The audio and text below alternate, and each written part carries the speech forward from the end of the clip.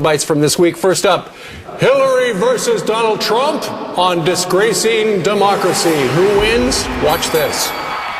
Donald Trump is doing his best to confuse, mislead, and discourage the American people. I mean, he's such a downer, right? And it's time for him to stop fear-mongering, stop distracting from what's really at stake, and frankly, stop disgracing our democracy. We can't let him get away with this. I will continue to address and expose the criminal corruption of Hillary Clinton and its threat to the survival of our democracy. But I also want to spend these next 9 days with the wonderful people of this country talking about my vision for making America great again. And let's talk positive. All right. Round one, Ed, goes to? Trump easily. She talks about misleading the American public. She and her husband have been the ones misleading the American public for a 20-year period. And my sense is that's what this week was all about. As I said earlier, 2/3 of the country don't think she's honest. Obviously, the FBI investigations and what have you just sort of reinforcing that. Sure. Okay. Next soundbite round. Hillary versus Trump with their best attack lines. You know, it's not okay to insult people. It's not okay. He calls women ugly, disgusting, nasty all the time. He calls women pigs, rates bodies on a scale from 1 to 10. The bottom line is he thinks belittling women makes him a bigger man. And I don't think there's a woman anywhere who doesn't know what that feels like. She wants to blame everyone else for her mounting legal troubles. But she has really no one else to blame but herself. Hillary is the one who set up an illegal private email server to shield her criminal activity. Hillary is the one who lied so many times to Congress and to the FBI. 39 times to the FBI. It was Hillary who destroyed 33,000 emails after receiving a subpoena from the United States. All right, Ed, round two goes to? Again, to Trump. This may be her best line of attack. I mean, Donald Trump has been insensitive from time to time in his lifetime. She's been dishonest. And I think the choice of being, you want someone who's insensitive every so often versus someone who's habitually dishonest and lies to Congress and what have you. I think it's a pretty easy choice. All right, final soundbite. Okay. Hillary versus Trump, their closing arguments. Just think about what we can accomplish. We're going to have the biggest tax cut since Ronald Reagan. We're going to rebuild our military and take care of our great veterans. We will save the Second Amendment, which is under siege, and we will appoint justices to the United States Supreme Court who will uphold and defend the Constitution of the United States. Hillary has been there for 30 years, and she's accomplished nothing. She's a candidate of yesterday, and we are the movement of the future. Stand up for what we can do together, because that's what this election ultimately comes down to.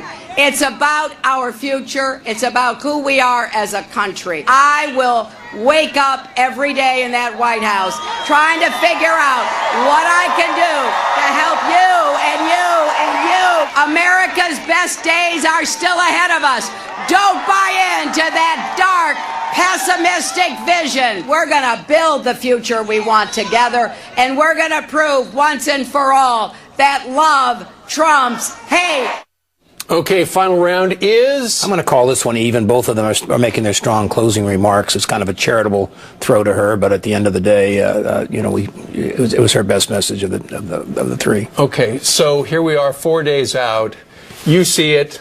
I see Trump edging this thing on. I think he's got the momentum. I think the argument when people walk in the voting booth, again, you want someone who's been insensitive, you want someone who's been a successful business person, someone who's a change agent, versus someone who basically has a long history of basically being dishonest. You've been doing this for a very long time. Is there a possibility there could be a landslide involved here? There's a momentum going towards him. I mean, I think she could squeak it out still, but I think the momentum is coming to him, and I think people are going to make up their minds this weekend, those who haven't already, and I think it could tip to him. It's very much like Reagan in 1980. Reagan basically was very close going in and became a 10-point victory in a 44-state landslide. All right. And it has been a pleasure having you. My pleasure. I appreciate it very much. Thank you. You're in the ring. Thank you, sir. Thank you. Excellent analysis. All right. Meanwhile, straight ahead, you know how important the state of Florida is in this election, and it looks like there's a trouble in paradise for Hillary. One candidate stands out best to me as someone who's going to not shy away from issues of life and liberty. Of course, I don't want someone who's, hiding things. We are live in Florida. Coming up next, you're watching Fox and Friends.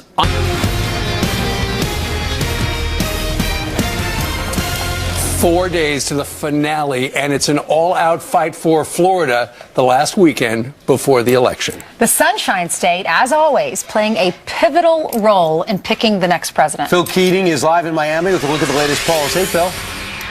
Good morning, people. Florida, the quadrennial toss-up state, is, once again, a toss-up. As far as early voting goes, the Hispanic vote is up significantly here in Florida, while the African-American vote is down substantially. And for that reason, President Obama last night led a rally in Jacksonville, and Hillary Clinton returns to South Florida this weekend. As always, Florida is the big electoral college prize with its 29 electoral votes.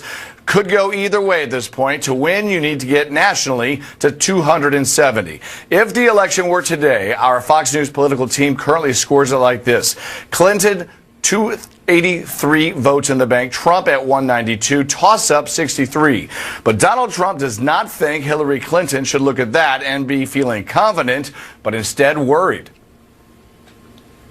Just out a few minutes ago, the new Rasmussen poll has up 3 up right now, 3 up nationwide. We're leading in Florida. We're leading in Ohio. We're leading in Iowa. I think we're leading in North Carolina, which is big.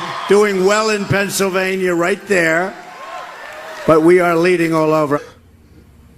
But at this very moment, not in Florida at least, the crown swing state is an absolute tie according to the Real Clear Politics political poll average. 46.1 to 46.1. Now, early voting here continues today, as well as Saturday and Sunday for most of the state.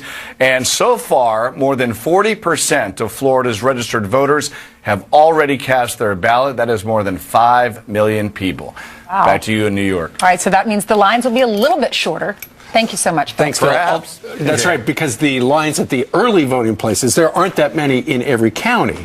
There's only 1 or 2 in big counties like Palm Beach, and so the wait can be an hour or 2 to do early voting. Early voting. Yeah. Interesting. All right, 11 minutes before the top of the hour, coming up on this Friday. Big show still ahead. Rudy Giuliani and Judge Janine join us coming up. And experts say that Hillary put our national security at risk with her private server. But did she also put our military members at risk? That is next.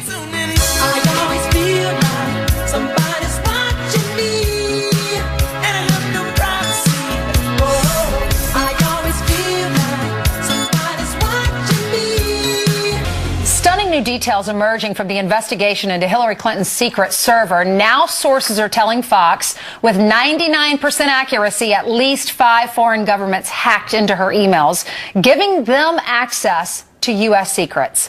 What kind of danger does that put everyone in here in America? All right, let's ask Tyler Cohen-Wood. She is a former DIA cyber deputy chief and a cybersecurity advisor for Inspired e-learning. So, Tyler, we look at this as laymen and we think this is bad. What's the danger?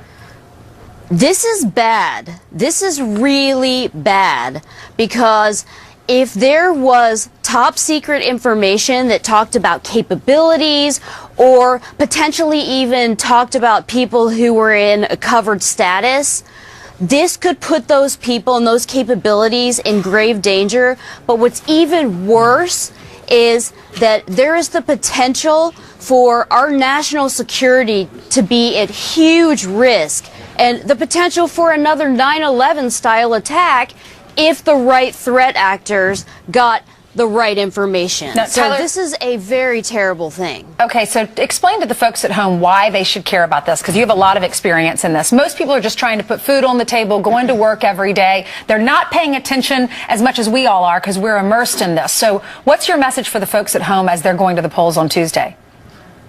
So when you go to the polls on Tuesday, make sure you do your research and make sure that you understand that there is potential for one of the candidates to have significantly not been honest, to have not taken security seriously, to felt above the law by having this private email server, and we won't even go into the foundation. But when you talk about the actual cyber hits, you're talking about drone strike locations, you're talking about people in the Pakistani or Afghani government that might be working for us, so you're talking about people within the CIA whose names might be relevant there. You're talking about operations in mud huts that could be locations for our intelligence apparatus. Absolutely. And capabilities that have been developed to protect our country that have cost the taxpayers billions of dollars. Do you think operations have been halted because of information that was found on her server? I would not be surprised. And the biggest problem is, we know as of now, the word is there's at least 5 foreign threat actors that have infiltrated this system. We may not know. There could be significantly more, and when doing a forensic analysis, you may just not have the evidence, so you may not know exactly how many attacks there have been. And if you want to know what the emails are, we do know this, that the 650,000 on